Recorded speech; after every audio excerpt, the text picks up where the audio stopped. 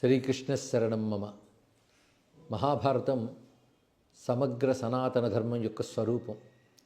వేదములు, పురాణములు, మంత్రశాస్త్రములు, ధర్మశాస్త్రములు వీటన్నిటిలో ఉన్నటువంటి విషయములన్నీ కూడా వ్యాస భగవానుడు మహాభారతంలో అందించాడు. అదే మహాభారతాన్ని పంచమవేదం అనడమే కాకుండా అనేక ధర్మాలకి, నీతులకి, జీవన రీతులకి కూడా ఆలవాలమైన గొప్ప గ్రంథం. మహాభారత గ్రంథం ఒక్కటి చాలు మన జన్మను తీర్చిదిద్దుకోవడానికి అని అనేక మంది పెద్దలు తేల్చి చెప్పారు. విదేశీ మేధావులు కూడా ప్రపంచం మొత్తం మీద ఉన్న వాంగ్మయంలో ఏదో ఒక్క పుస్తకం ఎంచుకో అంటే మహాభారతాన్ని ఎంచుకుంటాను అని చెప్పిన వారు ఉన్నారు. అన్ని విధాలుగా మానవ జీవితాన్ని పరిపూర్ణం చేయగలిగిన శక్తి మహాభారతానికి ఉంది.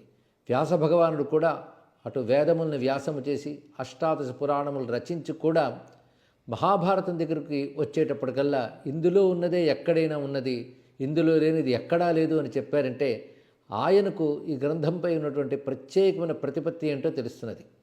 అలాంటి మహాభారతాన్ని నేడు కాదు, నాడు కాదు, ఏనాడైనా ఏ మానవుడికైనా పనికొచ్చేటువంటి మహాభారత గాథని, ముఖ్యంగా వ్యాసుడు రచించిన మహాభారతాన్ని 60 రోజుల పాటు రాజమహేంద్రవరంలో చెప్పుకునే భాగ్యం లభింపజేసిన శ్రీకృష్ణ పరమాత్మకు నమస్కారం.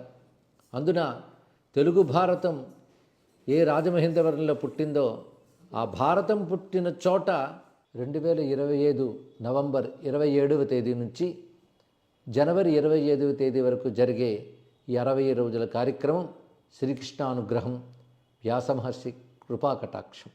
శ్రీకృష్ణుని అనుగ్రహంతో వేదవ్యాసును హృదయావిష్కారం చేసే విధంగా ఈ మహాభారతం సాగాలని స్వామిని ప్రార్థిస్తూ, సౌహృదయులైన వారందరికీ కూడా సాదరంగా ఆహ్వానిస్తూ, సర్వం శ్రీకృష్ణ చరణారవిందార్పణమస్తు.